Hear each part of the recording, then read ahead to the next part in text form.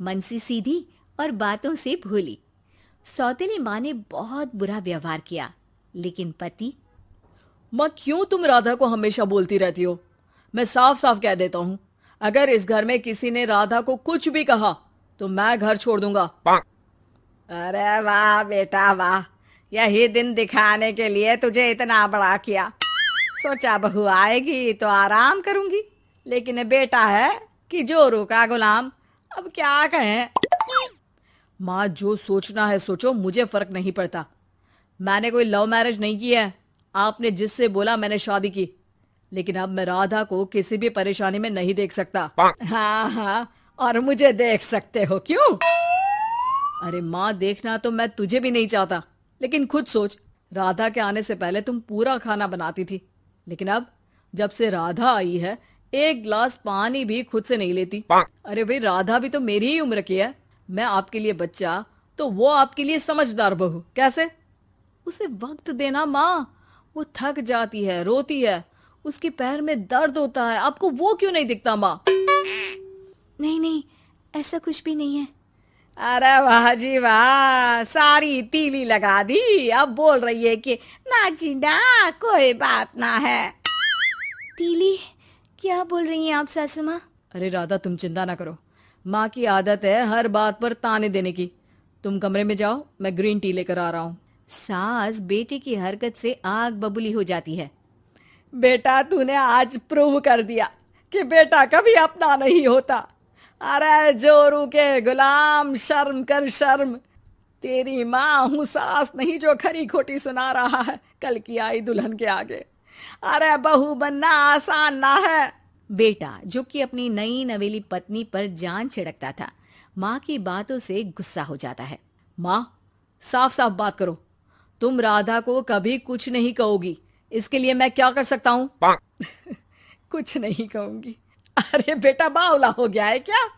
तू जिस दिन पैदा हुआ था ना, उसी दिन सोच लिया था मैंने कि तेरी शादी के बाद बहू पर हुक्म चलाऊंगी, पैर दबवाऊंगी, ताने दूंगी और जुल्म भी ढाऊंगी।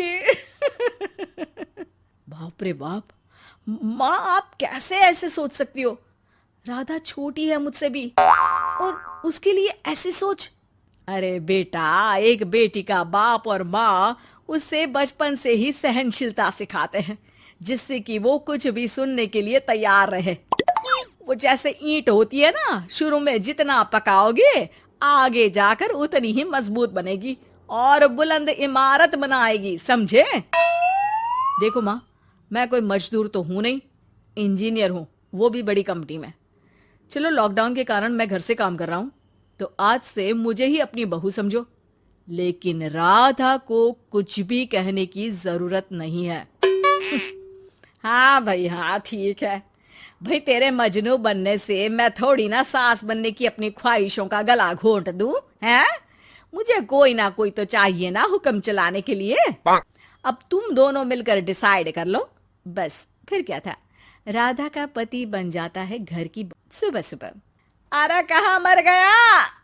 अरे ना ना, मेरा बेटा, क्यों मैं सुबह सुबह ऐसे शब्द निकाल रही हूँ, गुनाह हो जाएगा। अरे कहाँ रह गया ससुर का नाती? जरा चाय तो पिला। ये भी कोई बात होती है? सूरज सर चढ़ गया, लेकिन महाराज जी सो रहे हैं। बेटा पलंग से उठता है। मैं जल्दी से जाकर चाय दे आती हूँ माँ जी को। अरे नहीं नहीं, तुम जाओगी तो 4 बात और सुनाएंगी। मैं जा रहा हूँ। बेटा माँ को चाय लाकर देता है कि माँ। अरे देख तो तेरा चेहरा, ना मुंह धोया ना हाथ। जा जाकर हुलिया ठीक कर ले और उस करमजली को बोल कि नाश्ता बनाए। करमजली? अरे माँ, कुछ तो शर्म कर।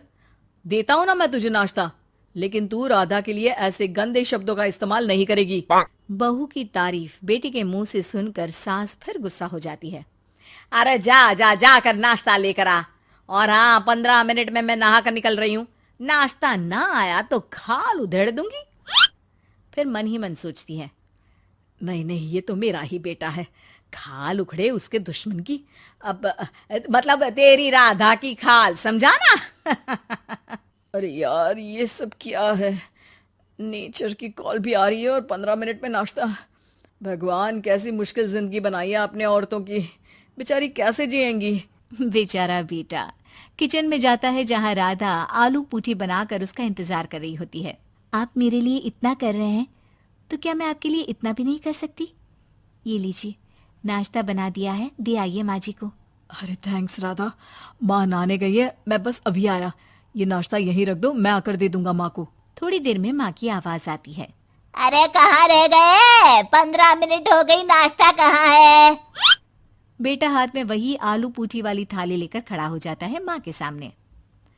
ये रहा नाश्ता, लो खाओ। माँ थोड़ा सा खाना खाती है और फिर छी छी, ठंडा खाना, यही सिखाया है तेरी माँ ने? फिर थोड़ा सोचकर रुक जाती है। इसकी माँ तो मैं ही हूँ, खुद पर ही सवाल कर रही हूँ मैं। नाची ना। अरे बेटा, नाश्ता गर्मा गर्म अच्छा लगता है, खास करके पूड़ियाँ। पूड़ी तो छन से छने और टन से प्लेट में आ जाए। देखा माँ, जो बातें आप राधा को सुनाती हो वो अपने बेटे को सुनाने में कितना दुख होता है। तो जैसे आप मुझे सोचती हो वैसा ही राधा को भी समझा करो ना। अरे जितने लाड प्यार से आपने मुझे बड़ा किया, क्या उसकी माँ ने नहीं किया? हाँ हाँ पता है, उपदेश मत दे। लड़की का काम ही क्या होता है? खाना बनाना। और खाना बनाने में कौन सा बड़ा काम है? फिर सारा दिन घर में पलंग ही तो तोड़ना है। अब तू बता, तू अपने से तुलना कैसे कर सकता है उसकी? कर सकता हूँ माँ। मैं अगर बहू की बेटे से तुलना करने में आ गया ना, तो तुझे समझ में आएगा कि बहू की जिम्मेदारी भी कम नहीं होती। मेरा दोस्त है ना राम, जानती हो ना? हाँ हाँ, क्यों नहीं जानूंगी। उसकी बीवी और माँ में नहीं बनती। बीवी ये मोटे मोटे ताने सास को देती है और सास उसे। हाँ हाँ तो फिर क्या, घर ठीक से चल नहीं पा रहा था। सास कहती बहू काम सारा करे, बहू का कहना था कि सास मदद करे। ऐसे में बेचारा न लंच लाता और न ठीक से खा कर आता। नतीजा, बीमार रहने लगा। ऑफिस की नौकरी गई, खर्चा खाना सब बंद। कर लो अब सास बहू की लड़ाई।